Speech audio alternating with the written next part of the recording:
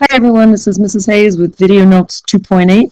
We're going to do some transforming functions. I thought I'd give you a quick reminder of where you've done this before. Do you remember the WUMP family?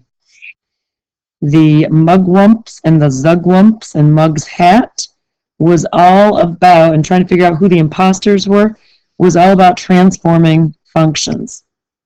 So we're going to start with looking at what happens when you change the constant, and the original function is going to be x squared, which is a parabola.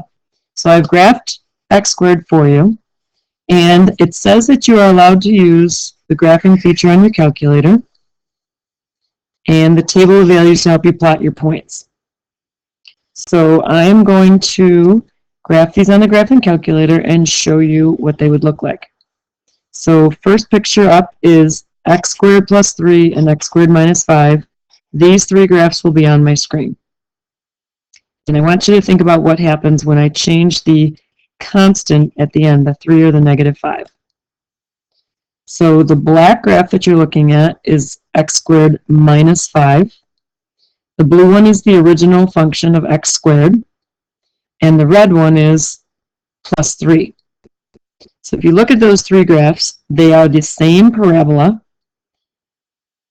If you could see points a little bit better, you could see that they're exactly the same width starting from the bottom. The width is the same.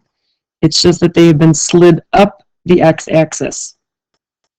And you're probably getting dizzy watching me move my pen around on that graph, so I just want you to notice that when you did the plus 3, it moved the graph up 3 units. And when we did the minus 5 for the constant, it moved the graph down 5 units. So you could totally do graph table, which means when you're looking at your graph, if you did Control T, you would be able to see points to plot. X squared would be 1, 1, 2, 4. I already graphed for you. The red one with the x squared plus 3 would be 1, 4, and 2, 7. So let me just do a couple of these points. 1, 4, 2, 7. And what you're seeing is that each of these points went up 3 units to get to the next point. So this point would have been up to here. This point at the turning point would be here. This point would be here. Each of these points is going up 3 units. And my graph would look like this. Still a parabola, same shape, not very well drawn by Mrs. Hayes, but this would be g of x. And similarly, if I looked at the table for the other one, I'm going to start with the turning point and move it down 1, 2, 3, 4, 5. Each of these points goes down 5 units. Each of these points, 1, 2, 3, 4, 5, 1, 2, 3, 4, 5. And we have our another, oops, again, poorly drawn by Mrs. Hayes, and that would be h of x.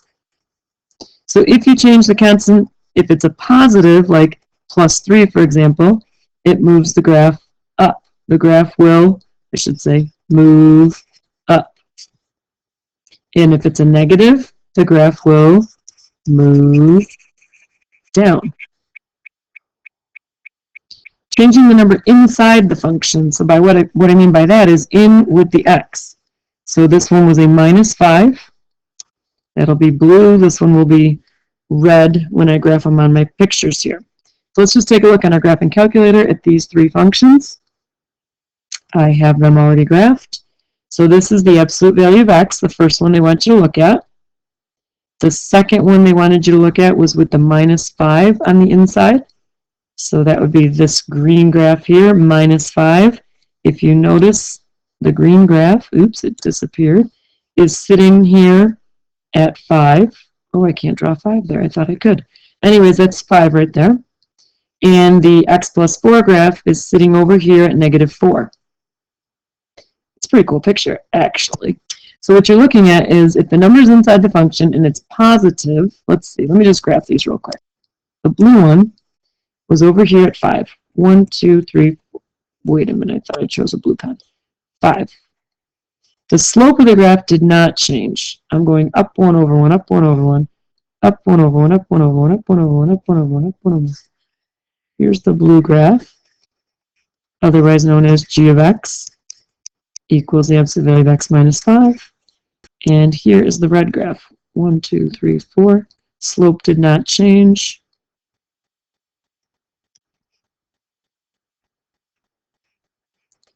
You can turn the video off and graph these if you need to.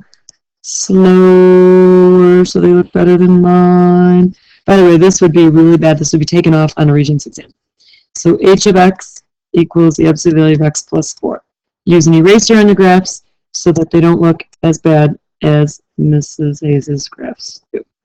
Okay? All right, so if you look, when the number inside was positive, I'm going to say that was the plus 4.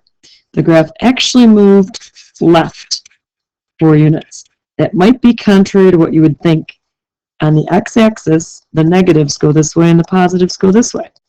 So we moved left, but there was a positive inside. It's the opposite of what you think. And with the negative inside, so the blue one, with the negative inside, it moved right.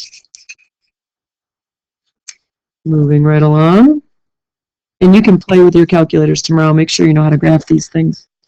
Change the number in front of the function. So I'm going to graph x squared, and I'm going to graph 2x squared, and I'm going to graph 1/3 x squared. That was a bad color choice because we already have a black graph. Anyways, 2x squared, 1/3 x squared. Let's see what happens when the number in the front. So this is like ax squared, and the a is changing.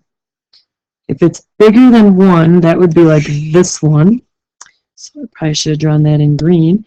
If it's bigger than 1, that would be like this one. And if it's between 0 and 1, like 1/3, let's see what happens. Here's my graphing calculator. I think I put these on page 4. There they are. So the original is actually sandwiched in between. It's the brown graph. That's x squared. 2x squared and 1/3 x squared. So what I'm thinking is this one is skinnier than the original, and this one is wider than the original. So we use words like, for the 2, that made the graph get narrower. Some people like to say steeper, because it's kind of like it is growing. I'm just going to sketch this in here without accurate points, which is a naughty, naughty thing to do, but you know, it's going to get narrower. We're going to call that g of x. The slope of the between the points is getting steeper. That's what makes it get narrower. And then the other one, if there is a number between 0 and 1, like a fraction or a decimal, it gets wider. And basically it's getting less steep. So the graph would widen out as it slowly grows up and over. So the graph would widen out. Now to get accurate points, you would plot from a table, because this is not accurate. I'm trying not to make your video too long. Okay, so changing the sign in front of the function. I have a picture of these as well. So this is on page 5 of my graph. The black one is the square root of x, and the purple one is when I put the negative in front. So I'm sure I'm going to ask you about this in a question, but I want you to realize that the purple one is an exact reflection over the axis. What axis, you say? The x-axis. So when I put a negative in front of the function, if the sign in front is negative, it's a reflection over the x-axis. And this pink graph is negative radical x. All right, let's do some practice here and see if you can remember these rules. The original function with a -5 constant would go down 5 units. The function in with the x, there's a positive.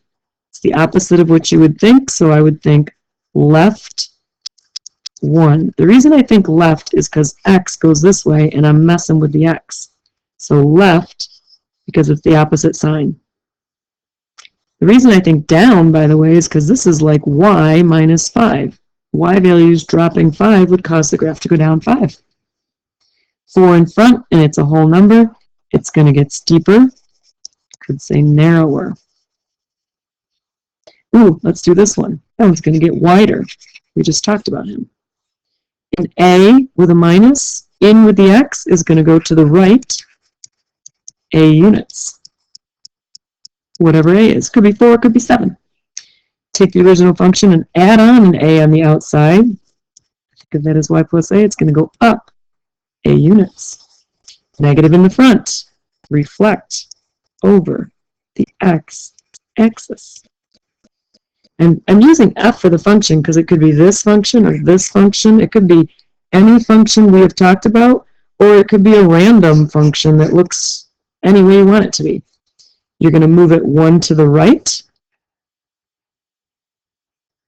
and up 7 because it's outside. This one's going to do a lot of things. It's going to reflect over the x-axis because of the negative. Because of the 3, it's going to get narrower. And because of the minus 5, it's going to go down. Down 5 units. All right, that's a little bit of practice. And I hope that when you go back to this page, maybe when you get your calculator in class, you can try graphing some things together. Remember that you need to use tab to get the second graph to appear after you've graphed the first function. You got to hit tab and you can graph function number 2 and function number 3 on your calculator. All right, have a great night, great day, whatever.